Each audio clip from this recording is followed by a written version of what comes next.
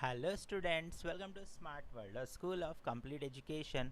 और आज हम देखने वाले हैं 7th स्टैंडर्ड साइंस का फर्स्ट चैप्टर और उसका पेज नंबर 8 का एक्सप्लेनेशन। चलिए शुरू करते हैं। Darwin's theory of evaluation. ठीक है, डार्विन्स जो थे एक बहुत बड़े साइंटिस्ट थे। चलिए उन्होंने कुछ इवैल्यूएट किया, कुछ थ्योरी लिखी, उसके बारे में हम पढ़ते हैं। कौन थे वो? ग्रेट साइंटिस्ट थे। हाँ, चार्ल्स डार्विन, क्या नाम है उनका? चार्ल्स डार्विन, अ बायोलॉजिस्ट। कौन थे वो? बायोलॉजी स्टडी करते थे, तो वो बायोलॉजिस्ट कहलाते हैं वो। ठीक है। Studied numerous types of plants and animals and suggested that only those organisms are likely to survive which can best adapt themselves to a changing environment.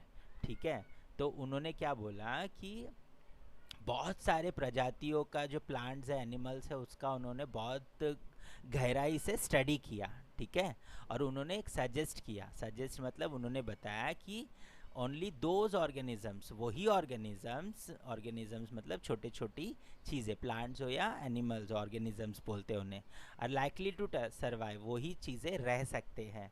ठीक है, जो अडाप्टेशन को, चेंजिंग एनवायरनमेंट को एक्सेप्ट कर पाए, अडाप्ट कर पाए। ठीक है, this is called the theory of survival of the fittest. Okay,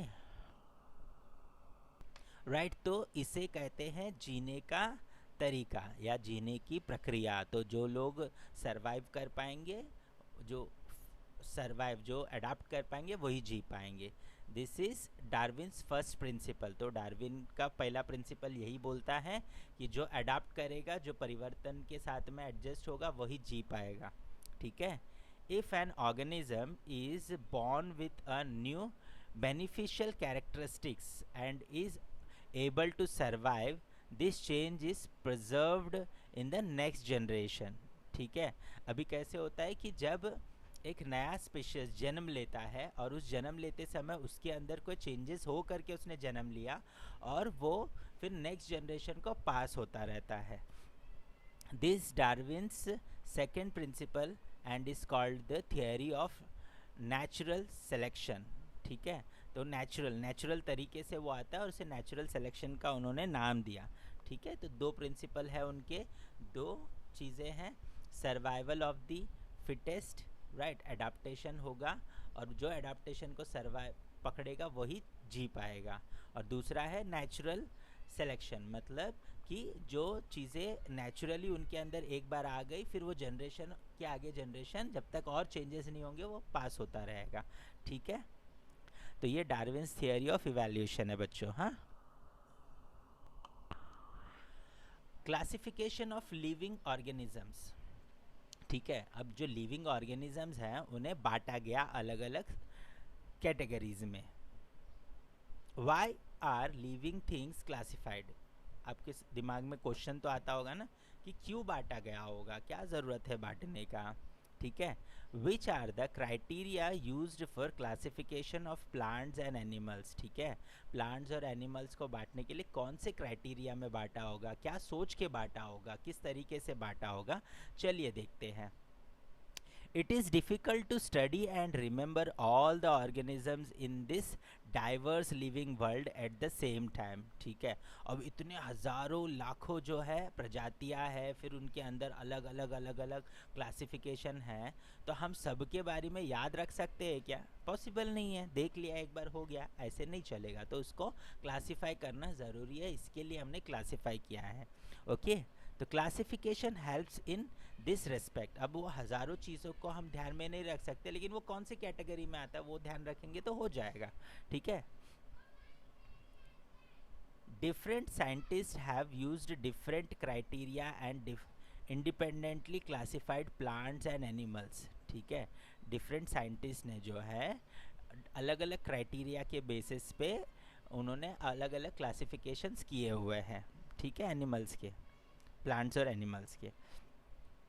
A hierarchy is formed in the classification that starts with kingdom Animalia और kingdom Planatia। ठीक है, तो एक हायरार्की बन गई कि इसी तरीके से क्लासिफिकेशन हो सकता है जब सभी लोग उसी तरीके से कर रहे हैं। तो उन्हें क्या बोला गया, किंगडम एनिमालिया और किंगडम प्लांटिया। ठीक है, fourth groups and sub groups, right. Further groups and sub groups are form depending upon basic similarities and differences. ठीक है, फिर उसके अंदर जो है, पहले तो एनिमालिया में है तो एनिमल्स का होगा, फिर प्लांटेनिया में है, किंगडम ऑफ प्लांटेनिया में है तो प्लांट्स का होगा, बराबर। तो ये बेसिक क्लासिफिकेशन है, किंगडम ऑफ एनिमालिया और किंगडम ऑफ प्लांटिया, ये दो क्लासिफिकेशन। और उसके अंदर फिर जो सिमिलैरिटीज़ और जो डिफरेंसेस है, कुछ सेम है तो एक जगह पे जाता है, डिफरेंस है तो अलग जगह पे जाता है, फिर ऐसे अलग अलग बनाया उन्होंने। ठीक है, this is called the hierarchy of classification. इसे क्या कहते हैं, हायरार्की ऑफ क्लासिफिकेशन। ठीक है, देखो हायरार्की, किंगडम, राइट, और ये मैंगो है, ह्यूमन है। अब किंगडम क्या है, प्लांटिया, ये कौन से किंगडम में जाता है, प्लांटिया। और फिर ये एनिमालिया में जाता है, एंथोफिलिया, कॉर्डेटा, क्लास। तो इसका ऐसे सब जो है हायरार्की है, मतलब क्लासिफाई किया गया है। देखो क्लास कौन सा आता है उसका, है ना, डिक्टिलेडियो। ऑर्डर कौन सा आता है, स्पेंडल्स। और फिर उसके बाद फैमिली कौन सी आती है उसकी, ये मैंगो के इतना सारा क्लासिफिकेशन किया गया है। मैंगो को अगर किंगडम ये है तो किंगडम लिखोगे तो प्लेंटिया लिखना पड़ेगा, फिलियम लिखना है तो उसका ये लिखना पड़ेगा, क्लास लिखना है तो ये लिखना पड़ेगा, ऑर्डर उसका ये है ना, फैमिली उसकी ये है, फिर मैग्नीफेरिया, स्पाइसेस जो है इंडिकिया, ऐसे, राइट। तो ह्यूमन के हिसाब से ये है, ओके। तो ऐसे करके उसको क्लासिफाई किया गया है। बायनॉमियल, ठीक है, तो ये बायनॉमिनल नॉमिनकल्चर बाय कार्ल लिनियस, मतलब जो बायोलॉजिकल चीज़ें होती है उनको पूरा नाम देने का काम इन्होंने किया कार्ल लिनियस ने। ठीक है, तो कैसे नाम दिया उन्होंने, जो बायोलॉजिकल नाम होता है उन्होंने वो वाला दिया है। Imagine that there are 4 students in a name, Kabir और किरण इन अ क्लासरूम। ठीक है, अभी एक ही क्लासरूम में काबिर या किरण नाम के 4 लड़के हैं, right. If you are talking about any one of them, how would you ensure that others know which one of them you are talking about.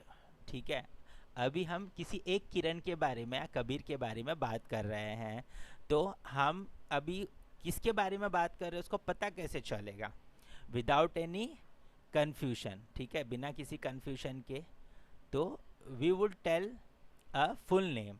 ठीक है, अभी हम क्या बोलेंगे उसके लिए, कबीर है, 4 कबीर है तो हम उसका फुल नेम बोलेंगे ना, the first name and the last name. अभी फर्स्ट नेम और लास्ट नेम दोनों बोलेंगे उसके सर नेम के साथ। This is similar to the binomial nomenclature. ठीक है, तो बायनॉमिनल नॉमिकल्चर भी ऐसे होता है। अभी प्लांट तो बहुत सारे प्लांट है, लेकिन अब उस प्लांट में कौन सा ग्रुप है और कौन सा सब ग्रुप है, तो ये हमें क्लासीफाई करने आना चाहिए ना, पता लगाने आना चाहिए। ठीक है, तो binomial nomenclature is used to identify each organism. ठीक है, बायनॉमिनल नॉमिकल्चर जो है वो हर एक जो ऑर्गेनिज्म है उसको आइडेंटिफाई इंडिविजुअली करने के लिए इस्तेमाल करते हैं। मतलब कि ये है, मतलब यही है, किसी और के पास नहीं जाएगा। तो वो नाम और वो चीज़ को, वो ऑर्गेनिज्म को आइडेंटिफाई करने के लिए हमने इस तरीके का बायनॉमिनल नॉमिकल्चर बनाया। Accordingly a specific name has been assigned to each organism. तो हर एक ऑर्गेनिज्म को एक स्पेसिफिक नाम दिया है, उससे पूरी दुनिया में क्या होगा कि हाँ वो चीज़ वो लिखा है, मतलब वो पर्टिकुलरली उनको भी समझ में आएगा कि इसके बारे में बात हो रही है। ठीक है, इट कंसिस्ट ऑफ 2 पार्ट्स। अब उसके 2 पार्ट्स हैं। The first part is the genus and the second spices. ठीक है, वो कौन से जीन्स से पैदा हुआ है और कौन से स्पाइसेस में वो रहता है। तो फर्स्ट नेम, जैसे फर्स्ट नेम और लास्ट नेम होता है हमारा, वैसे उनका जीनस और स्पाइसेस के बेसिस पे हम उनको बाइफरकेट करेंगे। तो दुनिया में सबको पता चलेगा कि ये पर्टिकुलर ऑर्गेनिजम्स के बारे में बात हो रही है उनके जीनस से और स्पाइसेस की वजह से। All identified organisms have been assigned a binomial name as per the guidelines of the International Code of Numiculture. ठीक है, तो अभी ये कैसे इंटरनेशनल कोड है, मतलब इंटरनेशनल ऑर्गेनाइजेशंस के माध्यम से उनको आइडेंटिफाई किया जाता है और उनको फिर नाम दिया जाता है, ताकि एक को ही दो नाम नहीं मिलेगा। ठीक है, पूरी दुनिया भर का एक सेंट्रल ऑर्गेनाइजेशन है जहाँ पर ये पूरा काम होता है। ठीक है, all identified organisms, all identified मतलब जितने भी ऑर्गेनिजम्स हैं, जितने को आइडेंटिफाई किया जाता है सारा रिसर्च वगैरह करने के बाद में उसको प्रॉपरली नेम दिया जाता है इस नॉमिकल्चर के हिसाब से। ठीक है, all the organisms of a species are so similar that irrespective of differences in the color, height, habitats and habits, they can reproduce among themselves and form the new individuals like themselves।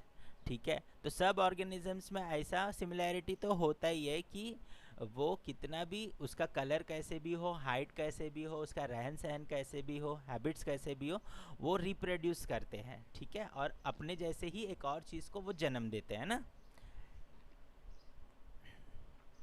For example, all domestic cats in the world belong to the same species.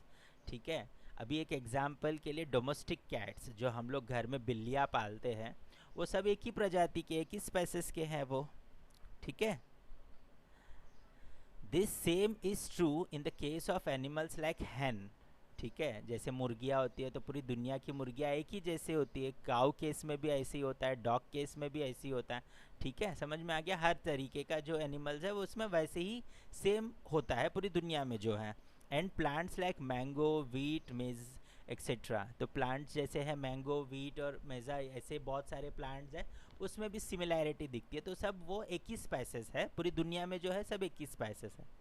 ठीक है, थोड़ा ये इसको continue कर लेते हैं हम लोग। Following are some examples of organisms from kingdom Plantae and animal classified by the binomial method of nomenclature. ठीक है, अभी ये बायनॉमिनल मेथड से नॉमिकल्चर से इनका नाम दिया गया है, किंगडम प्लांटिया और किंगडम ऑर्गेनिज्म। तो अभी आपको इतना तो समझ में आ गया कि एनिमल्स और प्लांट्स को दो हिस्सों में बांटा गया है। एक तो किंगडम ऑफ एनिमिया जो सिर्फ एनिमल्स के बारे में जिसमें लिखा जाता है, उसमें नाम वगैरह क्लासीफाई होता है। फिर किंगडम ऑफ प्लांटिया, तो प्लांट्स के बारे में उसके अंदर लिखा जाता है, और फिर उनको एक इंटरनेशनल ऑर्गेनाइजेशन के इस पे नेम किया जाता है, उसे कहते हैं नॉमिकल्चर। ठीक है, बायनॉमिकल मेथड से क्लासीफाई किया जाता है। ठीक है, अब लिविंग थिंग्स साइंटिफिक नेम क्या है उसका, जैसे डॉग है तो डॉग का साइंटिफिक नेम क्या है, कैनिस लुप्सू फेमिलिरिस। ठीक है, काऊ का साइंटिफिक नेम क्या है, बास टॉरस। ठीक है, बॉस टॉरस। हेबिस्कस का क्या है, हेबिकुस रोसा सिनेनिमस।